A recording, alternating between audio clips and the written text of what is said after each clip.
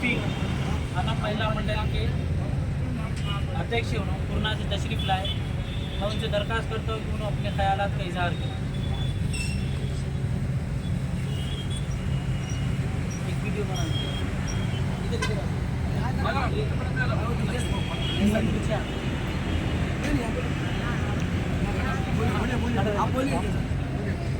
औज़ुबिल्लाहिमिनश्शैतानिर्रजीम बिस्मिल्लाहिर्रहमानिर्रहीम नहमदु व नसल्ली अला रसूलिल करीम अम्मा बाद।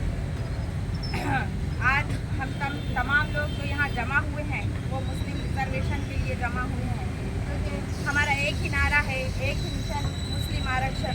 तो मैं अपनी बात शुरू करने से पहले कहूँगी कि हैरत है कि तालीम व तरक्की में है पीछे, हैरत है कि तालीम व तरक्की में है पीछे जिस कौम का आगाज़ ही इखरा से हुआ हो, जिस कौम का आगाज़ ही इखरा से हुआ हो।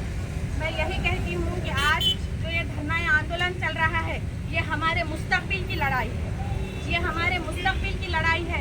मैं तमाम परभनी के शहरियान से कहना चाहती हूँ कि ये जो धरना आंदोलन हो रहा है ये इनके लिए नहीं हो रहा है जो यहाँ के जिम्मेदार है, बल्कि आपके मुस्तकबिल के लिए हो रहा है।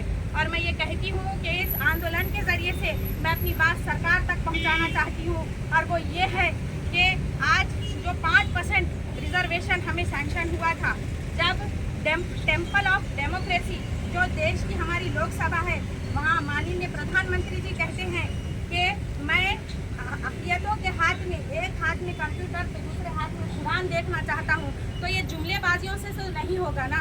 आपको हमें आरक्षण देना होगा, क्योंकि हम मुस्तकबिल में आगे बढ़ना चाहते हैं। ये स्टूडेंट ये देश का भविष्य है। आज हम देखते हैं कि हमारी क्या परिस्थिति है, हम भी आरक्षण पाने के लिए हम भी जिम्मेदार हैं। क्यों है? क्योंकि इसकी हमें ज़रूरत है। जिस तरह संविधान में लिखा है कि हक मांगो और लड़के लो, ये हम गवर्नमेंट से मांग करते हैं कि यही तो कह रही हूँ मैं कि आज ये हमारा मुकद्दर है।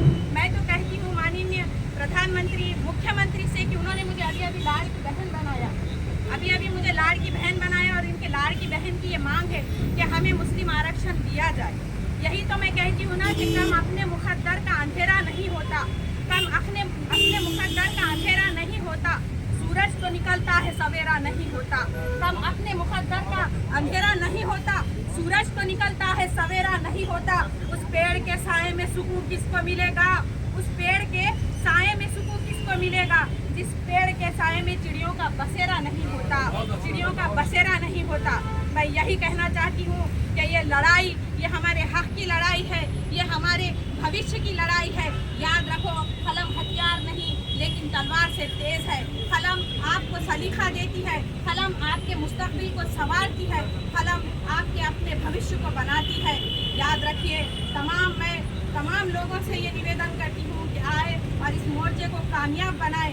इन जिम्मेदारों की तरफ देखिए कि आपके लिए, आपके भविष्य के लिए ये लोग यहाँ जमा हुए हैं, जुड़े हैं। मैं तमाम से ये गुजारिश करती हूँ कि यहाँ पर आए, इस मोर्चे को कामयाब करें।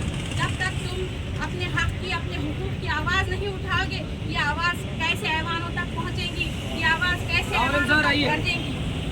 मैं यही कहती हूँ, सरकार से ये मैं डिमांड करती हूँ, सरकार से मैं ये मांग करती हूँ कि हमें भी पढ़ने लिखने का, हमें भी आज़ादाना ख्याल रखने का, हमें भी अपने मुस्तकबिल को बनाने का हक़ है।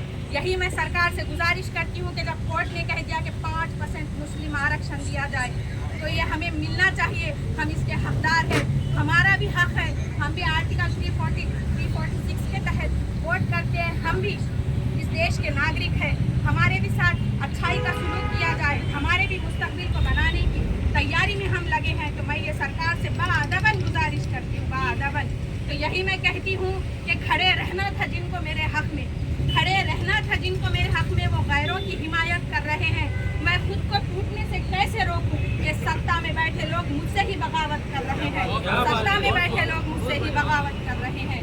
यही मुझसे कहना है कि आज हम ऐसी ज़िंदगी जी रहे हैं जिसे हमने तालीम पर GST देना पड़ रहा है, तालीम के ऊपर हमें GST देना पड़ रहा है।